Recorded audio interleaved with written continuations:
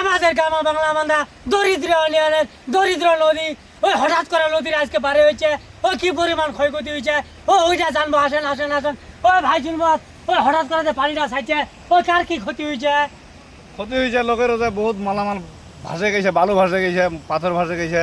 আর মাছক তো লোক পরবরা দিছে ওই নদীর কি পরিমাণ মাছ আছে ওই এক একজনের কি পরিমাণ মাছ হয়েছে একটু বলেন বলেন মাছ তো 10 কেজি 15 কেজি 20 কেজি করে মাছ মাইছে আইছে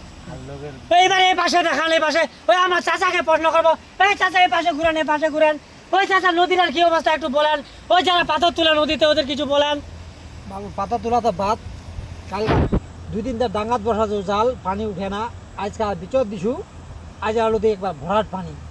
আর জালের টেনশন আর ওই গরিব লোকের কোনো শান্তি নাই ও 4টা পাথর তুলবে ও হলা বালুতে পুতা গেছে ওই বেচারা মাছ মারে খাচ্ছিল ও লাজাল ভাসে গেছে ও এইটা আমার দরিদ্র ইউনিয়নের ও দরিদ্র নদী ও দরিদ্র লোকগুলা কাজ করে খাবে ওরা শান্তি নাই ও এইটাই ছিল আজকে আমাদের ওই শুক্রবারের শেষ সংবাদ ওই মহানন্দা নদীর ওই সর্বশেষ খবর tata bye bye tata bye bye